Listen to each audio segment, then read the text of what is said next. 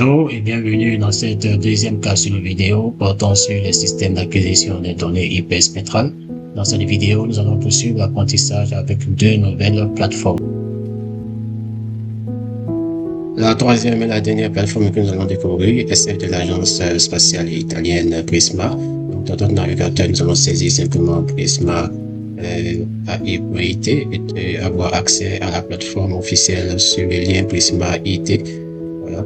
Donc, sur la plateforme, nous allons aller dans Data Access pour avoir accès aux données. Et pour une première connexion, vous êtes obligé de vous enregistrer, donc de créer un compte sur cette plateforme. Donc, aller dans Register Now. Et la première chose, c'est de télécharger la licence, le document licence qui présente les thèmes de référence pour permettre à la plateforme de pouvoir savoir quel est l'usage que vous voulez faire des données à collecter.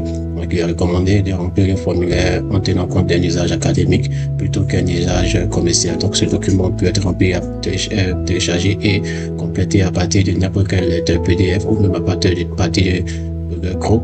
Voilà. Donc, une fois que le document est bien rempli correctement, nous pouvons le sauvegarder quelque part dans notre ordinateur. Voilà. Donc, on va ici modifier parce que j'ai une licence qui est déjà obtenue. Donc, on va appeler ça STGO et enregistrer le document.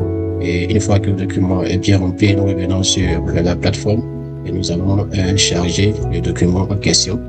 Donc, toujours dans Data Access, pour une première utilisation. Donc, après avoir téléchargé et rempli le document, nous allons bien ici cliquer ici pour le charger. Donc, on va aller chercher le document en question. Charger donc licence STGO qui est bien chargé et voilà, cocher les deux cases qui sont là. Ensuite, envoyer le document en cliquant sur Send requête. Donc, envoyer la requête. Donc, la requête sera soumise, analysée et nous pourrons recevoir dans un délai de 48 heures ou plus les accès, donc un nom d'utilisateur, un mot de passe qui nous permettront bien sûr de pouvoir nous connecter. Donc, on va se connecter sur la plateforme. Et une fois sur la plateforme, nous allons découvrir son interface.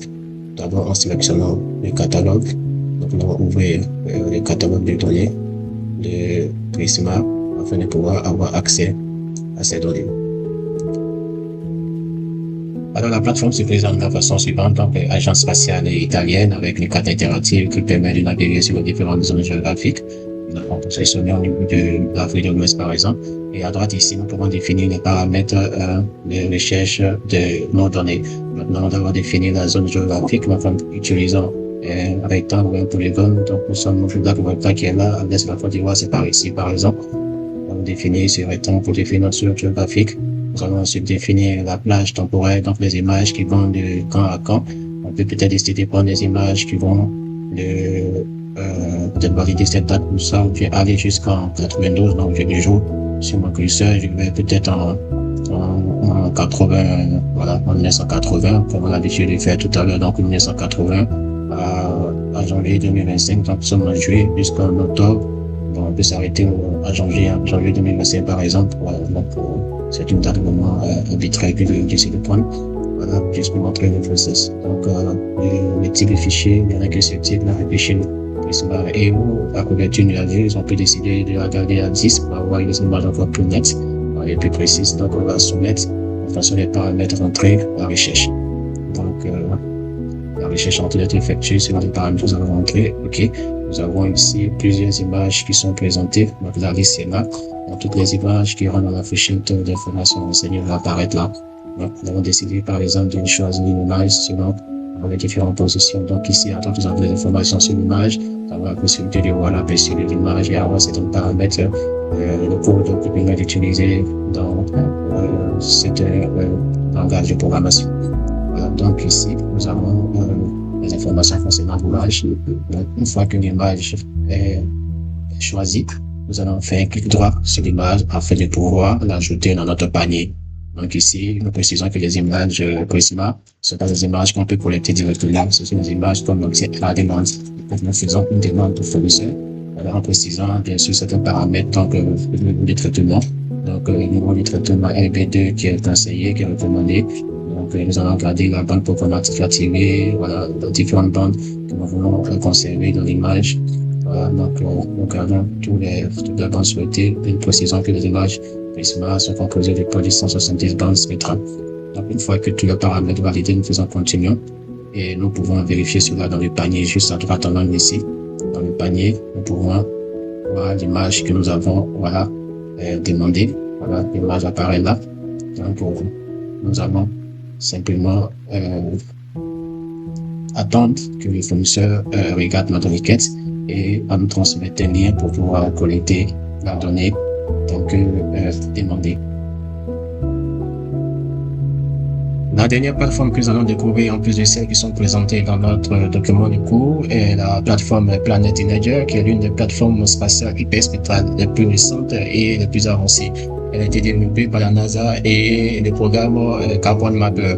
Nous pouvons simplement saisir notre navigateur Planet Imager ou simplement se référer à notre cours où se trouve le lien de Planet Imager et nous avons là les différentes données, le catalogue de données des images hyperspectrales qui sont disponibles sur cette plateforme et ces images sont précisées en fonction de leur spécificité. Donc nous avons des images hyperspectrales pour l'agriculture, pour l'énergie, les mines, voilà,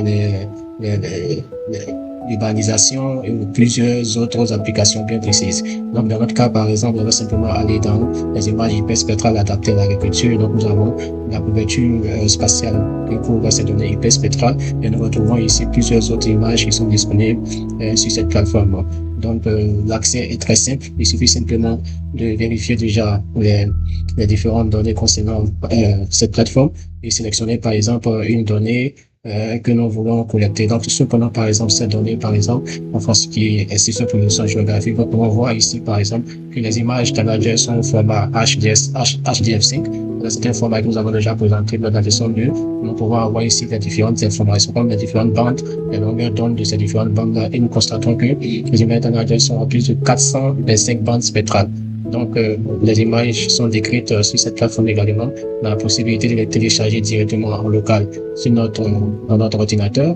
Voilà, ou simplement décider, voilà, de copier le lien de ce type d'image, par exemple. Donc, le patron sur l'image, on a la possibilité, au lieu de télécharger, de copier le lien, et ce lien pourrait être utilisé dans la leçon 4 pour l'application avec les données de Google Earth Engine pour pouvoir manipuler de façon interactive les données hyperspectrales que nous pouvons collecter sur cette plateforme ainsi que d'autres plateformes, mais cette fois-ci pas en local, mais dans les clouds. Donc, on a la possibilité de naviguer également pour découvrir plusieurs autres données qui sont disponibles sur cette plateforme. Et en plus des données hyperspectrales, les données de reflétance de surface, les données hyperspectrales aussi sont des données aussi de température que nous pouvons retrouver sur d'autres plateformes qui sont disponibles dans votre cours. Donc, merci et bon apprentissage et rendez-vous à la leçon 4 avec d'autres ressources d'apprentissage. Merci.